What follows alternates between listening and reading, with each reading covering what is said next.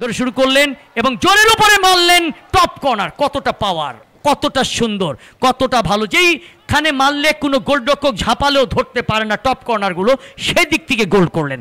এবং এটি জিনিস যে ওই গোলরক্ষককে যে একেবারে একদিকে ফেলে দিয়ে করতে তাও নয়, গোলরক্ষক সাইড মেলালেও যেন গোল বা প্রতিহত করতে না পারে, যেমনটি করেছিল বিশ্বকাপের ফাইনাল ম্যাচে এমবাপ্পে। একই দিকে বারবার শটগুলো করেছেন এবং এমিলিও মার্টিনেজকে তিনি পরাস্ত করেছিলেন। তিনটি পেনাল্টির মধ্যে দুটো পেনাল্টিতেই তিনি একই সাইডে করেছিলেন এবং সেখানেও ধরতে দেননি। যদি টার্গেট ঠিক থাকে, যদি একেবারে সাইড পোল ঘেঁষে মারা যায়, তাহলে কিন্তু গোল হয় বাংলাদেশ দলের।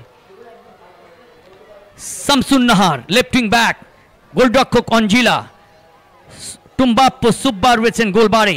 শামসুন নাহার, নেপাল 1 বাংলাদেশ 0। শামসুন নাহার এবং গোল! গোলরক্ষক ডান দিকে ঝাঁপিয়েছিলেন কিন্তু নাগাল খুঁজে পাননি। লক্ষ্য ছিল অটুট এবং সেই লক্ষ্যে তিনি প্লেসিং শটে পরাভূত করে দলকে সমতায় ফিরালেন। অঞ্জিলা টুম্বাপ্পো সুব্বাকে পরাস্ত করলেন শামসুন নাহার, জার্সি নাম্বার 3 বাংলাদেশ দলের লেফট উইং ব্যাক। এই মুহূর্তে নেপাল দলের জার্সি নাম্বার 6 হীরা কুমারী লেফট উইং ব্যাক, তিনি কিক করবেন। লেফট উইং ব্যাক যথেষ্ট ম্যাচে ভালো খেলেছেন, প্রশংসা করতে হবে। উভয় দলের খেলোয়াড়রাই নান্দনিক ক্রিয়া নৈপুণ্য প্রদর্শন করেছেন লেন্থ অফ পিচে, যেগুলো দেখে আমরা বিমোহিত, আমরা আনন্দিত, আমরা গর্বিত। আমরা তাদের উদ্ভাসিত নৈপুণ্য আমরা মন ভরে উপভোগ করেছি। সুপ্রিয় দর্শক, কি অসাধারণ শৈল্পিক ফুটবল উভয় দলের খেলোয়াড়রা প্রদর্শন করতে সক্ষম হয়েছে এবং বাংলাদেশ ফুটবল ফেডারেশনকে অবশ্য ধন্যবাদ জানাতে হয়। এ ধরনের একটি 2 ম্যাচের সিরিজ সাবকন্টিনেন্টের সেরা দুটো দলের মধ্যে তারা আয়োজন করার জন্য। এই মুহূর্তে গোলরক্ষক প্রস্তুত, ইন্ডিয়ান বংশোদ্ভূত এই রেফারি, তিনি রয়েছেন সাথে। মিস হবে কিনা একটু দূরত্ব নিচ্ছেন, পাওয়ার অ্যাপ্লাই করার প্রবণতা মনে হচ্ছে। রূপনা চাকমাকেও মনে হচ্ছে যে তিনি ঠেকিয়ে দেবেন এবং শেষ পর্যন্ত হলো না অল্পের জন্য। প্লেসিং শটটি ছিল তার কোনাকুনি প্লেস, আর পাওয়ার রয়েছে, একদিকে টেকনিক রয়েছে। সে পাওয়ার টেকনিক সমন্বয়ে চেষ্টা করবেন পরাভূত করতে অঞ্জিলাকে। শিউলি আজিম এবং পারলেন না। শিউলি আজিম প্লেসিং শট করলেন, ঠিক 90 দশকের গোলরক্ষক হিগুয়েটা পারবেন কি, এবং মিস করলেন। রিয়ামান্ডা প্রস্তুত, অঞ্জিলা এবং আবারও মিস হয়ে গেল ম্যাচে ফেরার জন্য। এবং বিপাশাই প্রস্তুত বাংলাদেশের রূপনা চাকমা, এবং অল্পের জন্য হলো না। অসাধারণ স্পটের দিকে বলকে নিয়ে চুম্বন দিলেন, সঠিক জায়গায় বসালেন, রেফারির নির্দেশনা শুনলেন, এরপর প্রস্তুতি নিচ্ছেন কিক করার জন্য।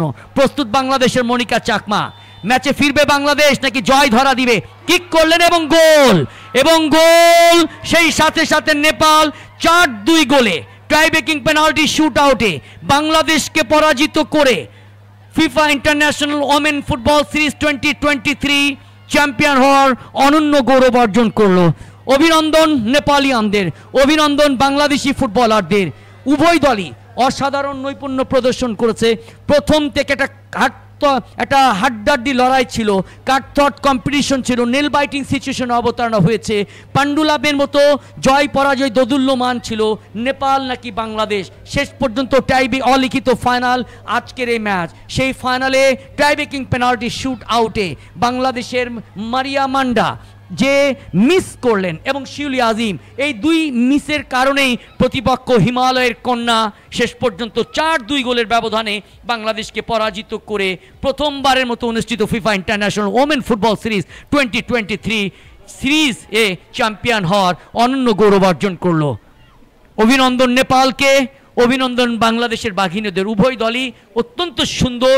অভিনন্দন বাংলাদেশের ফুটবল প্রেমিক দর্শকদের, অভিনন্দন বাংলাদেশ ফুটবল ফেডারেশনের কলা কৌশলী, যাদের নিরলস পরিশ্রমের কারণে এই সফল সম্প্রচার সম্ভব হলো। অভিনন্দন বাংলাদেশ বিটিভি ওয়ার্ল্ড, যারা এই খেলাটিকে সরাসরি সম্প্রচার করে গ্রামগঞ্জে প্রত্যন্ত অঞ্চলে বাংলাদেশের মানুষের কাছে পৌঁছে দিয়েছে।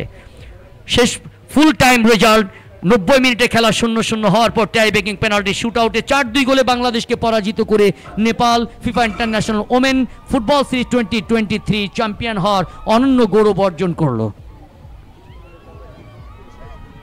সুপ্রিয় দর্শক, কিছুক্ষণের মধ্যে আমরা ফিরবো পুরস্কার বিতরণী অনুষ্ঠানে।